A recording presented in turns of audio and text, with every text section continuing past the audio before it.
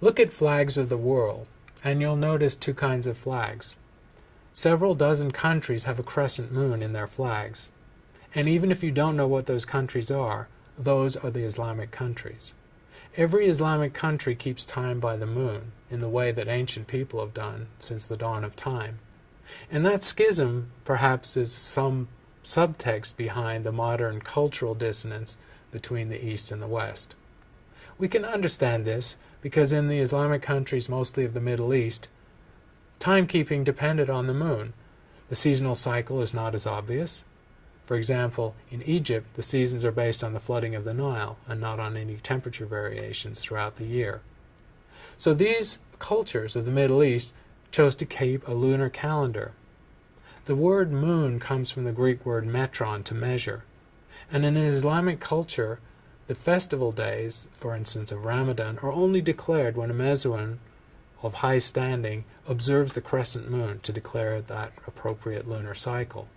And so the crescent moon in an Islamic country's flag represents the festival day or the timekeeping that's triggered directly by observation of the moon.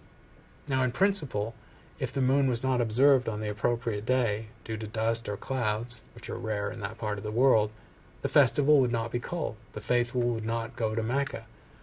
But the weather is usually good and the festival is called.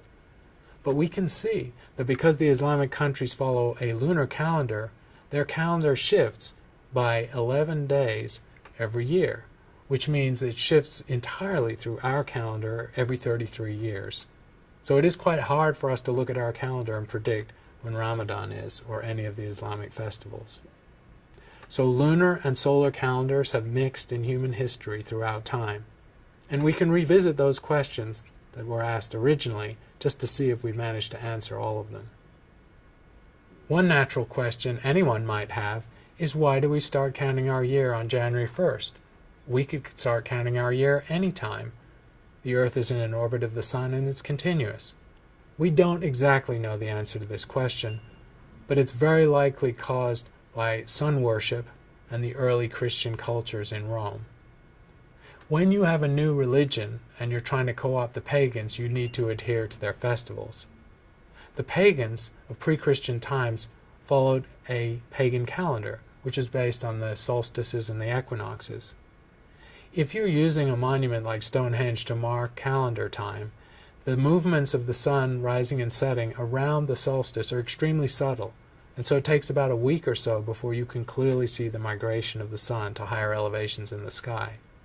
So there's an indication that the calendar we use was tethered to the pagan calendar and started the year that 5, 7, or 10 days afterwards to make a nod to the pagan culture. Another thing we haven't addressed is the finer divisions of time within the day, the month, and the year. We're talking now of hours, minutes, and seconds. These are also relics going back thousands of years. The division of the day into hours, originally just 12 at night and then 12 in the day, goes back to Egyptian timekeeping practices.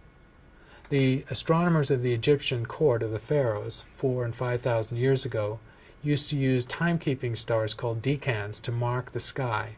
And typically, although it's not a fixed pattern, about 12 of these stars would be visible tracking across the sky that they would note. So they divided the nighttime sky into 12 sectors, and then they followed that practice in the day. So we get hours from the Egyptians. The division of time within that, of 60 minutes in an hour and 60 seconds in a minute, is even more ancient, going back to the Babylonians 4,000 or 5,000 years ago. The Babylonians used a base 60 counting system, unlike our decimal system.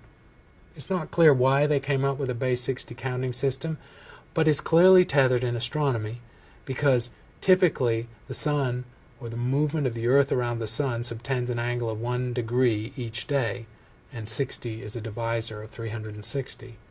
So there's good evidence that our divisions both of angle and time, related through astronomy, date back to the Babylonians.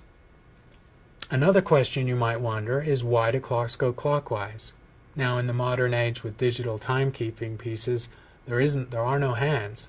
However, most people are still partial to traditional watches and they're undergoing a renaissance.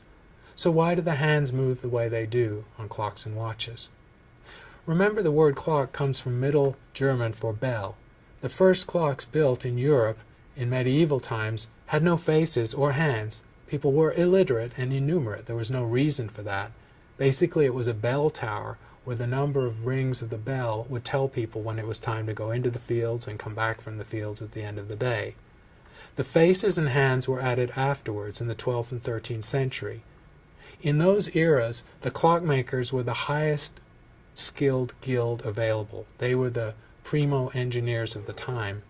Cities around Europe, even of modest size, would vie for a clock tower because it was an enormous status symbol. The oldest clocks, such as the Salisbury clock, have been keeping continuous time for 7 centuries. Those clocks had to go round one way or the other, so why clockwise? And that is a simple reference to sun worship. In northern latitudes, with the slanting angle of the sun, it appears to move clockwise in the northern sky, rising and setting.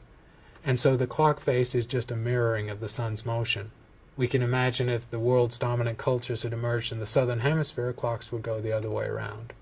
We've seen some tension and some relics in our history of the debate between the pagan culture and the Christian culture that followed from it. But the pagan culture still exists in ways that might surprise us.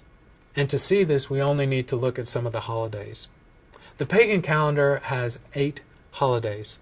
The fundamental cardinal points of the pagan compass are, of course, the solstices and the equinoxes. Those are the festivals that Stonehenge and other monuments commemorate. But pagans also celebrated the midpoints between those 4 dates. And if you think in a calendar, the midpoints are essentially the beginning of February, the beginning of May, the beginning of August, and the beginning of November. All of those are pagan festivals, and in various parts of the world they are still celebrated. In Ireland you will find all 4 celebrated. February 1st is called Luchnasa and is still celebrated. May Day is of course celebrated in large parts of the Western world and even in Central America. And then Halloween, All Hallows Day, Day of the Saints, Day of the Dead. This of course is our modern reference to that pagan holiday. And it is celebrated in many parts of the world.